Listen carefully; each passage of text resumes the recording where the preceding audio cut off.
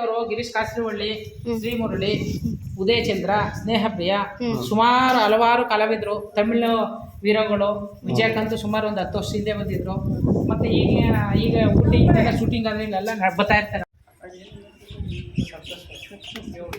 ಬನ್ನಿ ಮುಳುಗಡೆ ಇಲ್ಲಿ ಏನು ಕಲರ್ ಇದೆ, ಈ ಕಲರ್ ಬೆಳಿಗ್ಗೆ ಒಂಥರ ಮಧ್ಯಾಹ್ನ ಒಂಥರ ಸಂಜೆ ಒಂಥರ ಅದಕ್ಕೆ ತ್ರಯಂಬಕೇಶ್ವರ ಮಹಾರಾಷ್ಟ್ರ ನಾಸಿಕ್ ತ್ರಯಂಬಕೇಶ್ವರ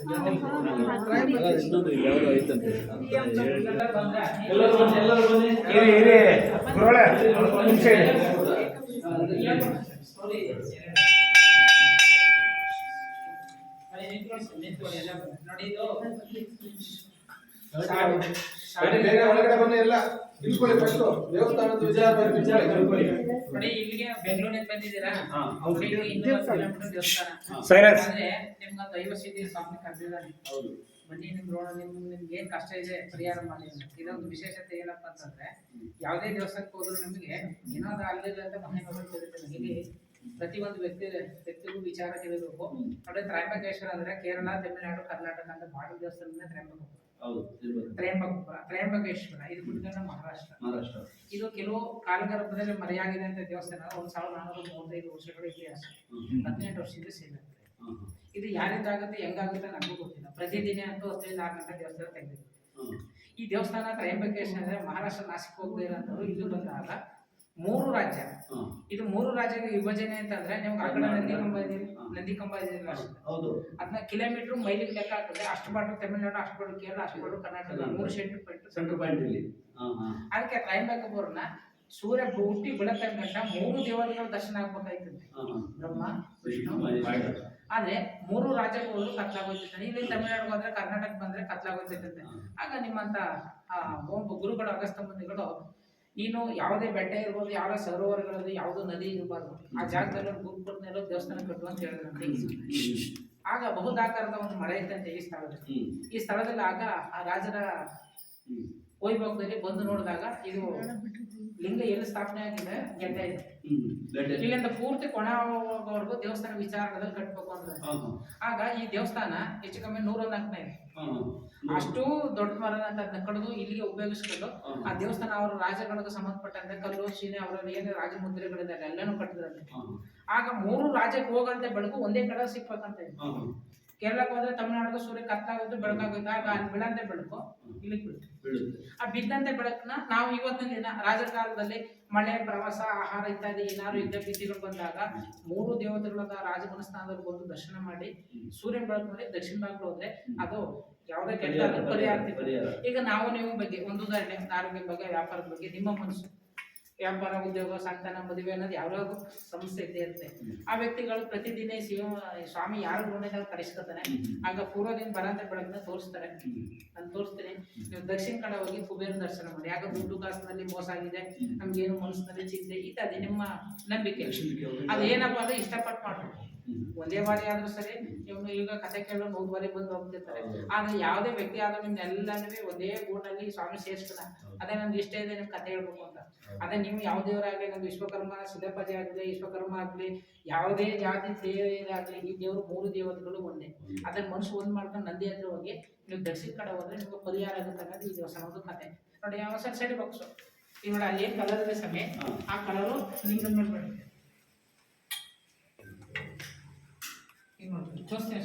ಎಲ್ಲರಿಗೂ ಅವಕಾಶ ಇದೆ. 1:30 ಇರ್ಬೋದಾ? ಈ 1:30ಗೆ ಮಳೆ ಬೆಳಗ್ಗೆ ನೀವು ಪ್ರಕೃತಿಗೆ ಬಂದಿದ್ದೀರಿ, ನೀವು ಮಡಿಯಾಗಿ ಬಂದಿದ್ದೀರಿ. ಉದಾಹರಣೆ ನಿಮ್ಮ ಮನಸ್ಸು ಏನೇ ಆಗಿರಲಿ ಶುದ್ಧವಾಗುತ್ತೆ. ಆದರೆ ಸೇರಿ ದೇವರನ್ನ ಇಲ್ಲಿ ಏನ್ ಕಲರ್ ಇದೆ, ಈ ಕಲರ್ ಇಂದ ತಲೆ ಬೀಳ್ತಾ ಒಂದಿಷ್ಟು 3 ಬಣ್ಣ ಚೇಂಜ್ ಆಗುತ್ತೆ.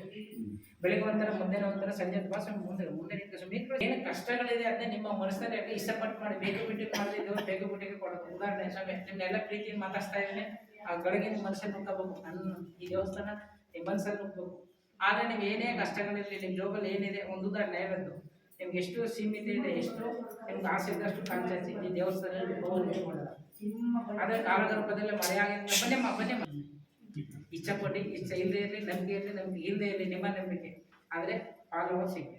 ಆದರೆ ರಿಪೀಲ್ ಬರ್ತದೆ. ನಿಮ್ಮಂಥ ಕೆಲವು ಹಿರಿಯರಿದ್ದೀರಿ, ಓದಿರೋರು ಇದ್ದೀರಿ, ವಿದೇಶಕ್ಕೆ ಹೋಗಿರೋರು ಇದ್ದೀರಿ, ಜ್ಞಾನಿಗಳಿದ್ದೀರಿ, ಒಳ್ಳೆ ಶುದ್ಧವಾದಂಥ ಮನುಷ್ಯರ ಇದ್ದೀರಿ ಎಲ್ಲರಿಗೂ ಸುಧಾರಿಸಿ ಎಲ್ಲರಿಗೂ ಹಾಕ್ಬಿಡ್ತೀರಿ ಈ ಡೋರಲ್ಲಿ ಹೋದ್ರೆ ನಿಮ್ಗೆ ಪ್ರತಿಫಲ ಸಿಗುತ್ತೆ ಅಂತ ಇಲ್ಲಿಂದ ಒಂದು 2 ಕಿಲೋಮೀಟರ್ ಕೆರಕಾಂಬೆ ಲಕ್ಷ್ಮೀವರ್ಧನ ಸ್ವಾಮಿ ದೇವಸ್ಥಾನ ಅಂತಿದೆ. ಅದು ಕಣದಿರೆ ಕಂಠೀರವರ ತಾಯಿ ಮನೆ. ನಮ್ಮ ಚಿಕ್ಕಮ್ಮ ಕಣದಿರೆ ಕಂಠೀರವರ ತಾಯಿ ಅಲ್ಲಿಂದ ಸುರಂಗ ರಹಸ್ಯಗಳಿದೆ ಅಂತಂದು ನೋಡಿದ್ವಿ ಸರ್. ಇದು ಈ ದೇವಸ್ಥಾನ ಒಂದು ಸಣ್ಣ ಮನೆ. ಇನ್ನೂ ಒಂದು ಹಲವಾರು ಕಥೆಗಳಿದೆ ಹೇಳ್ಕೊಡ್ತಾರೆ. ಇದು 36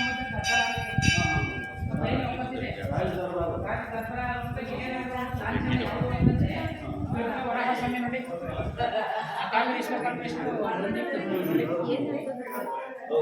ವಿಜಯನಗರ ಒಂದು ಲಾಂಛನ ನೋಡಿ. ಹಂಪೆ ಬಿಟ್ಕೊಂಡ್ರೆ ಹಂಪೆದಲ್ಲಿ ಏನು ಪ್ರಸಾದ ಕಲ್ಲು, ದರ್ಬರ ಹಾಲು, ವರಾಹಸ್ವಾಮಿ, ನಾದಮಂಟಪ ಎಲ್ಲ ಏನಿದೆ ಅರ್ಧ ಭಾಗ ಇಲ್ಲಿದೆ ಸ್ವಾಮಿ. ಇದು ರಾಜಮುದ್ರೆ ಸ್ವಾಮಿ, ಇದು ರಾಜ ಚಿಹ್ನೆ.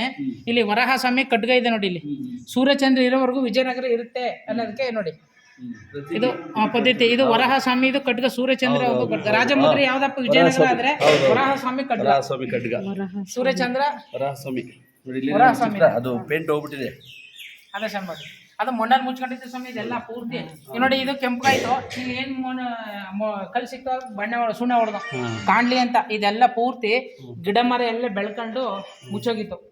ಇದು ರಾಜರು 3 ಸ್ಟೇಟ್ ಕೂತ್ಕೊಂಡು ಓಲಿ ಇರ್ತಕ್ಕಂಥ ಜಾಗ ದರ್ಬಾರ ಇದೆ ನೋಡಿ. ರಾಜರ ದರ್ಬಾರ ಇದೆ ನೋಡಿ.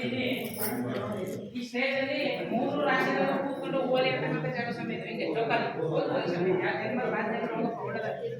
ಇದು ಸ್ಟೇಜ್ ಇದೆ ನೋಡಿ. ಖಾಲಿ ಸಂಬಳ ಕೂತ್ಕೊಳ್ಳೋದು ಇಲ್ಲಿ ಇದೆಯಲ್ಲ ನೋಡಿ. ಇದು ರಾಜ ಮಹಾರಾಜರು ಕೂತ್ಕೊಂಡು ಹಿಂಗೆ ಜೋಕಾಲಿ ಓಲೆ ಆಡ್ತಕ್ಕಂಥ ಕಾಲು. ಇದು ಓಲೆ ಮಂಟಪ ಸಂದಾಗಿರೋದು. ಇದು ಅದು ಸ್ವಯಂಲಿಂಗ ಉದ್ಭವಲಿಂಗ ನೋಡಿ. ಅದು ಅಲ್ಲಿ ಕಾಣ್ತಾ ಇದೆಯಲ್ಲ, ಅದು ಉದ್ಭವ ಓಲೆ ಮಂಟಪ.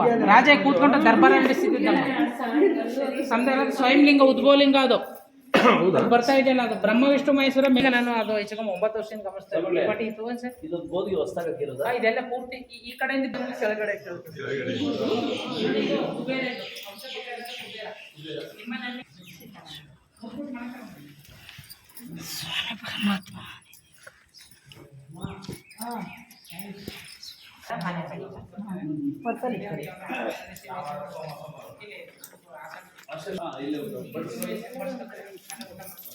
ಅದೇನಪ್ಪ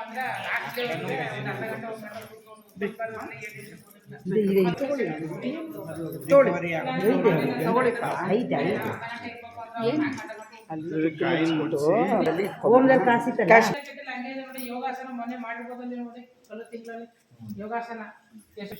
ಅಮ್ಮ ದುಡ್ಡ ಮುಟ್ಟಿಸ್ಕೊಂಡು ಮನೆ ತಗೊಂಡೋಗಿ ಬಿಸ್ನೆಸ್ ಹಾಕೊಳ್ಳಿ, ಒಳ್ಳೇದು ಸರ್. ಅಕಸ್ಮಾತ್ ಕುಬೇರ ಮಾಲೆ ಅಂತ ಅಂದ್ಬಿಟ್ಟು ನಾವೇ ಅಡ್ವರ್ಟೈಸ್ ಕೊಡ್ತೀವಿ ಸ್ವಾಮಿ. ಉದಾಹರಣೆ ಅಕಸ್ಮಾತ್ ಬಂದರೆ ಇದೇ ವಿಗ್ರಹ ಕೆಲವು ಯೂಟ್ಯೂಬು ಫೇಸ್ಬುಕ್ಲೆಲ್ಲ ಬರ್ತಿದೆ. ಅದೇನಪ್ಪ ಅಂದ್ರೆ ಅವ್ರ ಕಂಪ್ನಿ ನಾವೇನೋ. ಇದು ತ್ರಯಂಬಕೇಶ್ವರ ದೇವಾಲಯ, ಗುಂಡ್ಲುಪೇಟೆ. ಪ್ರತಿದಿನ ಬೆಳಿಗ್ಗೆ 10ರಿಂದ ಸಂಜೆ 6:15 ಗಂಟೆ ದೇವಸ್ಥಾನ ತೆಗೆದಿರುತ್ತೆ. ಹೌದಾ? ಇದು ಗೋಪಾಲಸ್ವಾಮಿ ಬೆಟ್ಟ, ಪಾರ್ವತಿ ಬೆಟ್ಟ, ತ್ರಯಂಬಕಪುರ, ಲಕ್ಷ್ಮೀವರದರಾಜು, ಉಲಗಮಡಿ 3 ದೇವಸ್ಥಾನಗಳಿಗೂ ಭೇಟಿ ಕೊಡ್ಬೋದು. ಈ ದೇವಸ್ಥಾನದ 3 ದೇವಸ್ಥಾನಗಳು ಸಿಗುತ್ತೆ.